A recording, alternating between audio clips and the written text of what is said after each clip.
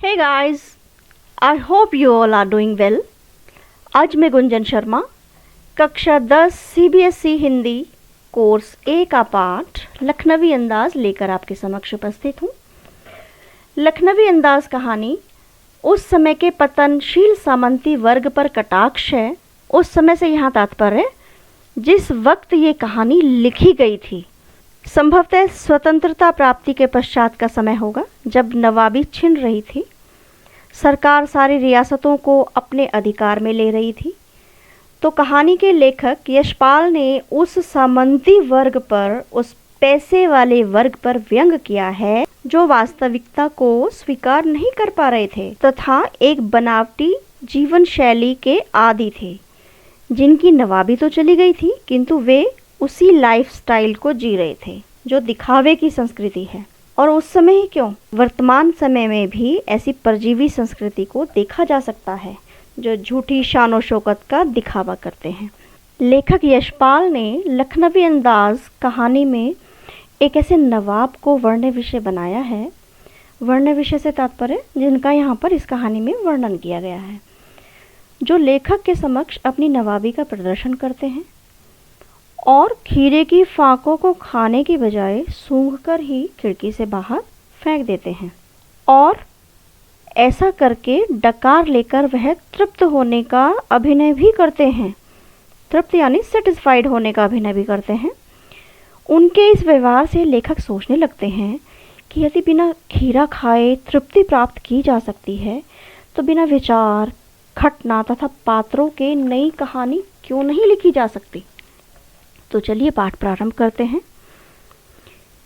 यह एक second class passenger train का डिब्बा है जो आप अपनी स्क्रीन पर देख रहे हैं और उसमें नवाब साहब बैठे हैं और लेखक भी आकर उसमें बैठ जाते हैं।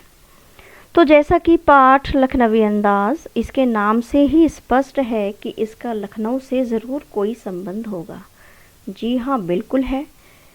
लखनऊ का अंदाज़ बहुत मशहूर है क्योंकि लखनऊ को कभी नवाबों की नगरी भी कहा जाता था। उनके अदब अदाब, उनकी शान व शौकत, उनकी नज़ाकत, नफासत, इन सब के लिए लखनऊ मशहूर था। तो कहानी आगे बढ़ती है। लखनऊ से ही एक पैसेंजर ट्रेन शुरू हो रही है तथा किसी छोटे स्टेशन पर जा रही है। मुफस्सिल की पैसेंजर ट्रेन चल पड़ने की उतावली में फुंकार रही थी। मुफस्सिल यानी किसी भी शहर का केंद्रीय स्थान।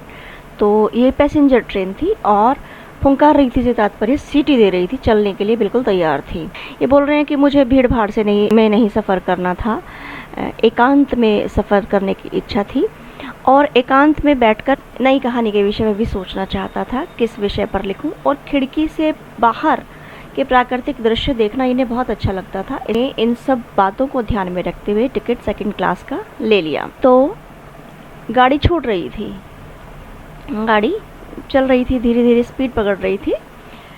लेखक सेकंड क्लास के एक छोटे डिब्बे को खाली समझकर ज़रा दौड़कर उसमें चढ़ गए। बोल रहे हैं कि जैसे जैसे गाड़ी प्लेटफॉर्म पे गुजर रही थी तो मैं भी उसी की स्पीड से भाग रहा था गाड़ी को पकड़ने के लिए और मुझे लगा कि ये डिब्बा जो सेकंड क्लास का डिब्बा है ये खाली होगा और मैं उसमें दौड़कर चढ़ गया। अनुमान के प्रतिकूल डिब्बा निर्जन नहीं था, यानी इन्होंने अनुमान लगाया था कि डिब्बा निर्जन होगा। निर्जन यानी जहाँ पर कोई जन नहीं है, निर्जन। लेकिन डिब्बा निर्जन नहीं था। कौन बैठा हुआ था वहाँ पर? एक बर्थ पर, बर्थ यानी ट्रेन की सीट जिस पर लोग बैठते हैं और रात्रि में सो भी जाते हैं। लखनऊ की नवाबी नस्ल के सफ़ेद पोश सज्जन बहुत सुविधा से पालती मारे बैठे थे।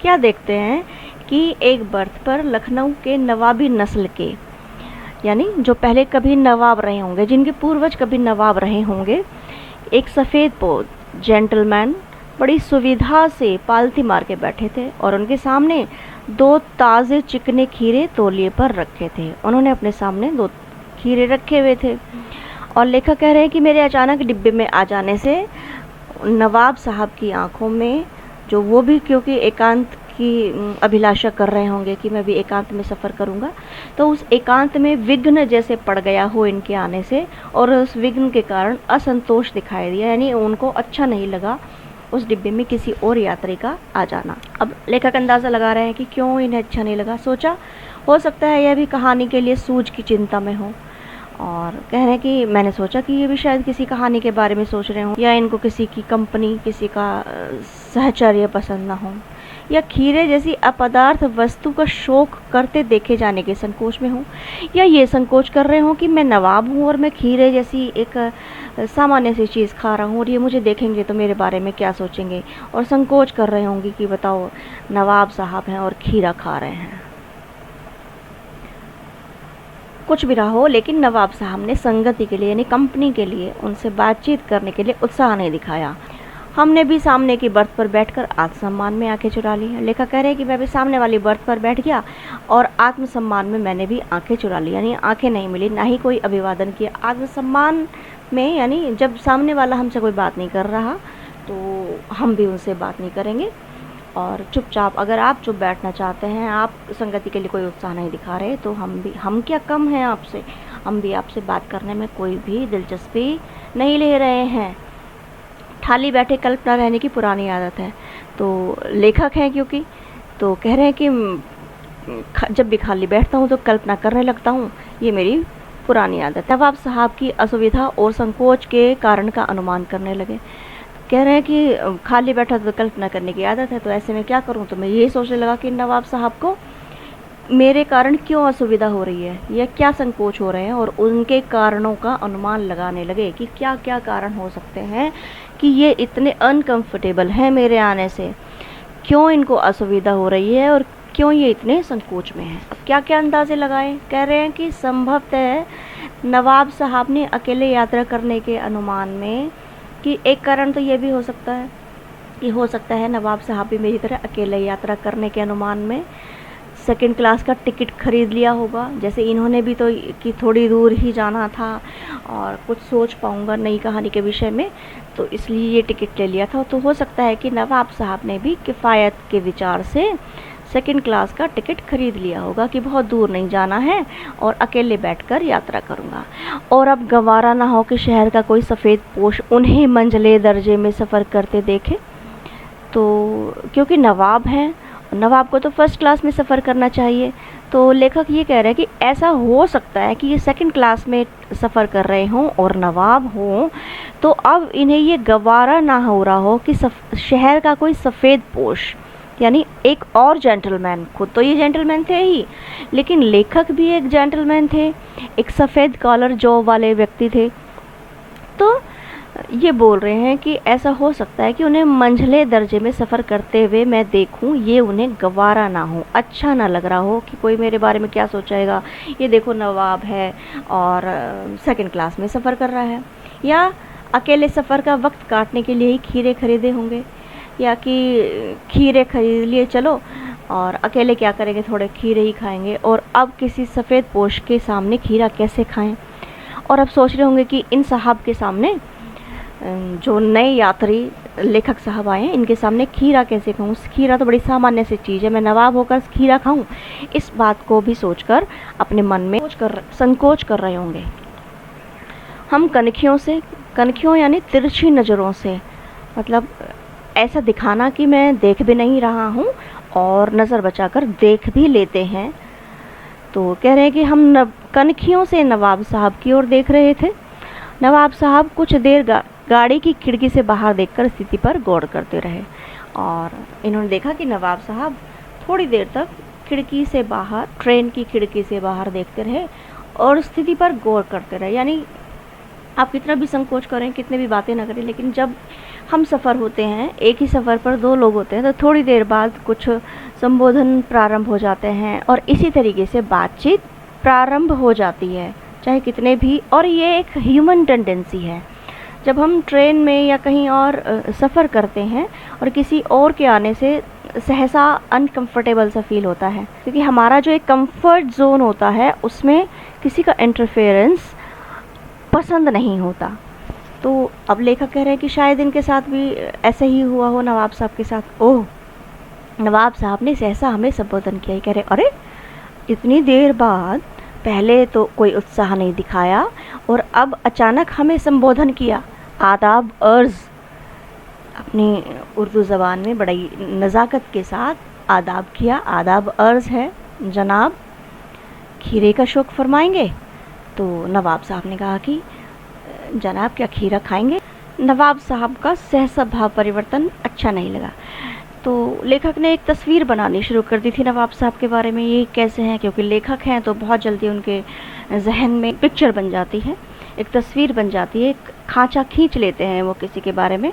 तो सहसा उनका भाव परिवर्तन उन्हें अच्छा नहीं लगा। भांप लिया कि आप शराफत का गुमान बनाए रखने के लिए कि आप ऐसा जताना चाहते हैं कि मैं शरीफ हूँ, और ये गुमान बनाए रखने के लिए अपनी इस छोटी हरकत, मामूली हरकत में कि जब मैं इस डिब्बे में आया तो आपने तब तो कोई मुझे अभिवादन नहीं किया। आप खीरा खा रहे थे, पहले आपको पूछना चाहिए था, शिष्टाचार के भाव से जो पहले से बैठा हुआ है अभिवादन उसे करना चाहिए था, तब तो आपने मुझसे आंखें चुरा ली। अब आप अपनी इस ओछी हरकत में मुझे लथेड़ लेना चाहते हैं कि यानी मैं आपके हिसाब से अपने मूड बदलूं। जब आप कहें कि मैं आपसे बात ना करूं तो मैं बात ना करूं, और अब आपका मन है कि चलिए इनसे बात कर लेते हैं, अभिवादन कर लेते हैं, कुछ शिष्टाचार दिखाने का प्रयत्न करते हैं। तो मैंने भी जवाब दिया, शुक्रिया, किबला शौक़ फरमाए। तो लेखक ने भी बड़े रूखे अंदाज से इनको जवाब दे दिया कि शुक्रिया, आप ही खाइए। नवाब साहब ने फिर एक पल खिड़की से बाहर देखकर गौर किया। देखा कुछ, क्योंकि वो भी नवाब थे, और दृढ़ निश्चय करके खीरों के नीचे रखा तौलिया झाड़कर अपने सामने बिछा लिया। अब खीरा खाने की तैयारी में नवाब साहब जुट गए, क्योंकि अब आ गए तो आ गए, अब कब तक अपनी नवाबियत झाड़ेंगे? आखिर खीरे खरीदे थे तो उनको तो खाने की जो उनकी प्रक्रिया थी वो तो प्रारंभ करनी ही थी। तो दृढ़ निश्चय, मन में कुछ विचार कर लिया कि चलो कोई बात नहीं, खाते हैं। खीरों के नीचे जो तौलिया रखा था उसको झाड़कर अपने सामने बिछा लिया, और सीट के नीचे रखा हुआ लोटा उठाकर दोनों खीरों को खिड़की से बाहर धोया और तौलिए से पोंछ लिया। जेब से चाकू निकाला, दोनों खीरों के सिर काटे और गोद कर झाग निकाला। जिस तरीके से हम सैलेड बनाने के लिए खीरों के जो दोनों सिरे होते हैं उनको काट कर उनका जहर निकालते हैं, झाग निकालते हैं, वो कड़वापन होता है जो निकलने से खीरा कड़वा नहीं लगता। और बड़े एहतियात से, बड़े सलीके से, बड़े हुनर के साथ, बहुत करीने से उन खीरों को छील लिया और उनकी फांकों को बड़े सलीके से तौलिए पर उन्होंने सजा लिया। लखनऊ स्टेशन पर, अब यहाँ लेखक बता रहे हैं कि खीरे बेचने वाले खीरे को कैसे वहाँ पर इस्तेमाल करते हैं, कि लखनऊ स्टेशन पर खीरा बेचने वाले खीरे के इस्तेमाल का तरीका जानते हैं। तो नवाब साहब ने भी शायद उन्हीं से सीखा होगा। ग्राहक के लिए जीरा मिला नमक और पिसी हुई लाल मिर्च की पुड़िया भी हाजिर कर देते हैं। जो वहाँ के खीरा बेचने वाले हैं लखनऊ स्टेशन पर, वो ग्राहक को खीरा तो देते ही हैं, उसके साथ साथ जीरा मिला हुआ नमक और पिसी हुई लाल मिर्च, इन सबको मिलाकर एक चूर्ण जैसा बना लेते हैं जो खीरों पर छिड़क कर खाया जाता है। उसकी एक पुड़िया भी साथ में देते हैं, हाजिर कर देते हैं। नवाब साहब ने बहुत करीने से खीरे की फांकों को जीरा मिला नमक और लाल मिर्च की सुर्खी बुरक दी, यानी जो खीरे के साथ उनको पुड़िया मिली थी वह सब उन्होंने नमक मिर्च और लाल मिर्च सब उस पर छिड़क ली। उनकी प्रत्येक भाव भंगिमा और जबड़ों के स्फुरण से स्पष्ट था कि इस प्रक्रिया में उनका मुख खीरे के रसास्वादन की कल्पना से प्लावित हो रहा था। कहने का तात्पर्य है कि जब वो इस काम को कर रहे थे, खीरा छील रहे थे, उस पर नमक मिर्च बुरक रहे थे, स्प्रिंकल कर रहे थे, तो इस समय उनकी भाव भंगिमा यानी उनके हाव भाव को देखकर और उनके जबड़ों के स्फुरण से, जबड़ों के खिंचाव को, स्फुरण को देखकर ये स्पष्ट था, उनके मुंह में पानी आ रहा था, ये सोचकर कि मैं खीरे को खाऊंगा। हम कनखियों से देखकर सोच रहे थे, मियाँ रईस बनते हैं। लेखक कह रहे हैं कि मैं अभी भी कनखियों से ही उन्हें देख रहा हूँ, उनके इस कृत्य को, पूरे क्रियाकलाप को, और सोच रहा हूँ कि रईस बनते हैं, बताओ। लेकिन लोगों की नज़रों से बच सकने के ख्याल से अपनी असलियत पर उतर आए। लेकिन ये सोच रहे कि मुझे लोग देख नहीं रहे, इसलिए अब अपनी असलियत पर उतर आए हैं और खीरे जैसी मामूली वस्तु को खा रहे हैं। नवाब साहब ने एक बार फिर हमारी ओर देखा। और कहा वल्लाह शौक कीजिए, लखनऊ का बालम खीरा है। तो लेखक को फिर नवाब साहब ने एक बार फिर कहा कि वल्लाह आग्रह करने का एक तरीका है, शौक कीजिए यानी प्लीज़ लीजिए, लखनऊ का बालम खीरा है। बालम खीरा खीरे की एक बड़ी उम्दा नस्ल है। नमक मिर्च छिड़क दिए जाने से ताज़े खीरे की पनियाती फांके देखकर मुंह में पानी ज़रूर आ रहा था, लेकिन इनकार कर चुके थे। आत्मसम्मान निभाना ही उचित समझा, अपनी बात पर अड़े रहे। मना कर दिया तो मना कर दिया, अब अपनी बात से हम फिरेंगे नहीं। उत्तर दिया शुक्रिया, इस वक्त तलब महसूस नहीं हो रही है, यानी अभी खाने की इच्छा नहीं है। मैदा भी ज़रा कमज़ोर है, मैदा यानी डाइजेशन सिस्टम। और किबला शौक फरमाइए कि भाई साहब आप ही खाइए। नवाब साहब ने सतृष्ण आँखों से, सतृष्ण यानी ललचाई हुई आँखों से, खाने की इच्छा कर रही है उन आँखों से नमक मिर्च के संयोग से चमकती खीरे की फांकों को देखा। खिड़की के बाहर देखकर दीर्घ श्वास लिया और बड़ी लंबी सांस ली। खिड़की से बाहर देखकर खीरे की एक फांक उठाकर होठों तक ले गए, खाने का अभिनय किया, होठों तक लेकर आए, फांक को सूंघा और स्वाद के आनंद में पलकें मूंद ली और आंखें मूंद लेने का अभिनय किया कि ओहो कितना स्वादिष्ट है, जैसे सूंघ के ही मेरे जो स्वादेंद्रियां हैं वो तृप्त हो रही हैं। मुंह में भराए पानी का घूंट गले से उतार लिया और जो मुंह में पानी भरा आया था उसको निगल लिया। तब नवाब साहब ने फांक को खिड़की से बाहर छोड़ दिया और जो खीरे की फांकें थी उनको बाहर फेंक दिया। नवाब साहब खीरे की फांकों को नाक के पास ले जाकर वासना से रसास्वादन कर खिड़की से बाहर फेंकते रहे। उन्होंने हर एक खीरे की फांकों के साथ ऐसे ही किया। पहले फांकों को नाक के पास ले जाकर उनको सूंघा, रसास्वादन किया और खिड़की से बाहर फेंकते गए। प्रत्येक खीरे की फांकों को उन्होंने ऐसे ही किया। नवाब साहब ने खीरे की सब फांकों को खिड़की से बाहर फेंककर तौलिए से हाथ पोंछ लिए और होठ पोंछ लिए और गर्व से गुलाबी आंखों से हमारी ओर देखा, मानो कह रहे हों यह है खानदानी रईसों का तरीका। नवाब साहब खीरे की तैयारी के इस्तेमाल से थककर लेट गए। हमें तस्लीम में सिर खम कर लेना पड़ा। सम्मान में तस्लीम यानी सम्मान, खम कर लेना यानी सिर झुका लेना।